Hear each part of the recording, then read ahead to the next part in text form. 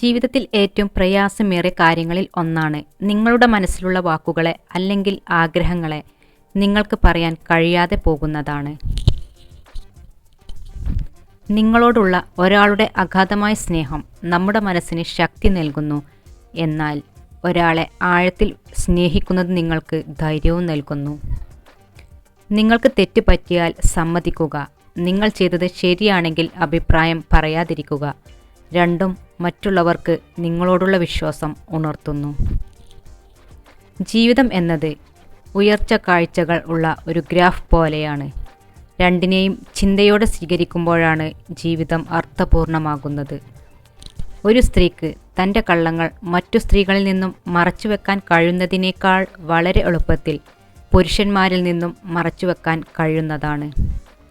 മറ്റുള്ളവരുടെ കാര്യത്തിൽ നിങ്ങൾ കാണിക്കുന്ന ശ്രദ്ധ കുറച്ചെങ്കിലും നിങ്ങളുടെ ജീവിതത്തിൽ കാണിക്കാനായി ശ്രമിച്ചു നോക്കൂ. അവിടെ നിങ്ങൾ രക്ഷപ്പെടാനായിട്ട് സാധ്യതയുണ്ട്. സങ്കടങ്ങളിലൂടെ കടന്നു പോകുമ്പോൾ മാത്രമാണ് ആത്മാർത്ഥമായി സ്നേഹിക്കുന്ന മനുഷ്യനെ കണ്ടെത്താൻ കഴിയുക. ശ്രമിക്കുന്നതിലൂടെയും അവസരം ഉപയോഗപ്പെടുത്തുന്നതിലൂടെയും നിങ്ങൾക്കൊന്നും നഷ്ടപ്പെടുന്നില്ല. അതിൽ നിന്നും ഒന്നും ലഭിച്ചിട്ടില്ലെങ്കിലും പുതിയത് പഠിക്കാനാവും. നമ്മൾ ഒരിക്കലും മികച്ചൊരു പങ്കാളിയെയല്ല അന്വേഷിക്കേണ്ടത്. എപ്പോഴും നിങ്ങളെ മനസ്സിലാക്കി ഇപ്പോൾ ഉള്ളതിനേക്കാൾ ഒരു മികച്ച മനുഷ്യനാക്കി നമ്മെ മാറ്റാൻ കഴിയുന്ന ഒരാളെയാണ്.